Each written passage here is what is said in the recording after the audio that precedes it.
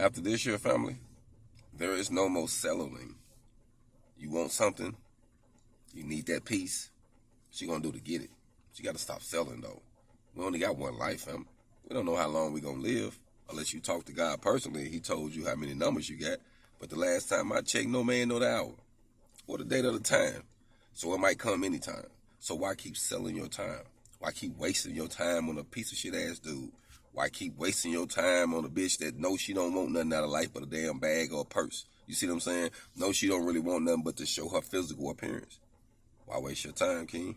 Queen, why keep wasting your time on a nigga that you know he's showing you what his priorities is? He's showing you that he come first, not you. He come first, not the family. You see what I'm saying? So why keep wasting your time in settling? Now it's time to switch it up. It's 2022, family. You got one more year. We halfway through this bitch. So it's time for you to go and be making your decision on what you want to do with your life. Because things finna get real. Real. So now it's the time. Figure out what you gonna do. Stop selling.